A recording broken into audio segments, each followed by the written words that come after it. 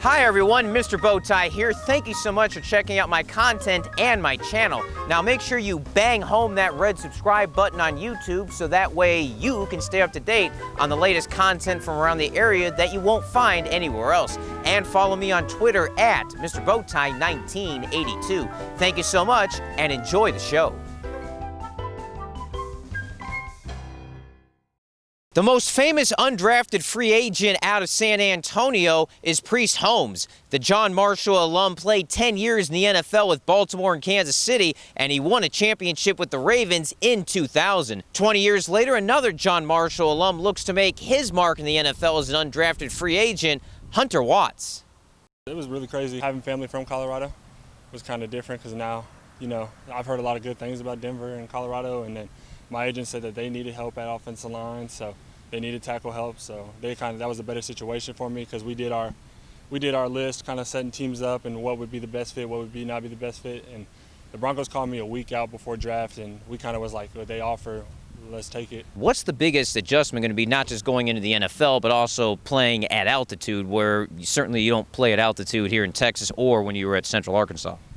I really don't know too much about that. I know it's going to take some getting used to, but I've changed the things. I'm sure they'll get me ready mentally and physically to be ready for the season. Do you look at more pressure because you may be one of the first ones to go versus a first rounder, or do you see it as, I've got nothing to lose because I was a free agent?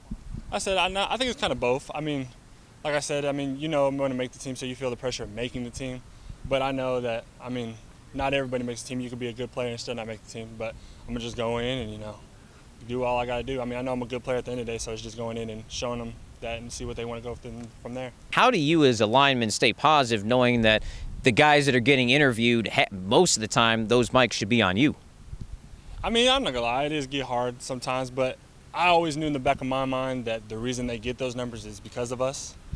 It does suck that we don't get all the love and the support and stuff, but at the end of the day, your quarterback and your running back should be showing you that support to kind of motivate y'all. And then you, as a group, as an offensive line, y'all should stick together knowing that those numbers happen because of you. You played at Marshall, one of the many guys who never played in a playoff game that make the NFL. How does a team stay positive when you're struggling just to win 2 or 3 games in a year? I guess it's just really sticking together as a group. I know it does stink, not winning many games, but there's nothing you really can do about that. It's just kind of continue going out there playing your best game. It's going to happen sooner or later. Some schools said that we didn't have the best competition, which I didn't agree on. But then some schools were like, yeah, y'all don't win well, but you do play some pretty good guys. So it's always a mix between schools on what they tell you.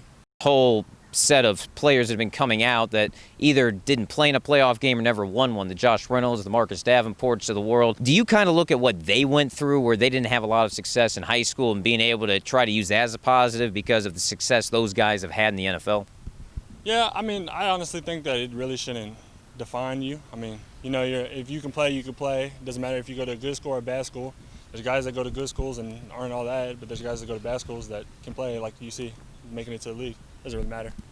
My dad, I love just playing around with my kid. I got a daughter, 3-year-old daughter. You already bought the little Broncos jersey for? Not yet. That's the plan. I know she's going to get spoiled when I start making good money. A lot of late nights, getting here and there as quick as possible. But at the end of the day, it's a blessing. She's honestly one of my biggest motivators. She's the reason I do so much because I want to support her and make sure she has a good living. Did you ever get teased by any of the players just because you might have been having the Dora the Explorer, My Little Pony lunchboxes or carrying all that stuff around versus maybe some of those guys that have the more manly stuff? That did happen, honestly. I brought my lunch to one time before practice, and I had a little Trolls lunchbox because it was hers. But I told him, I was like, why buy a lunchbox when I got hers? She's definitely one of the biggest motivators, her and my fiance. They motivate me a lot. Like I said, it's always been a goal, but, having a kid now, and she's definitely always there, always my motivator. I always think about her. Congratulations on being able to sign, and we look forward to seeing you make the team in Denver and have a great, successful career. Yes, sir. Appreciate it.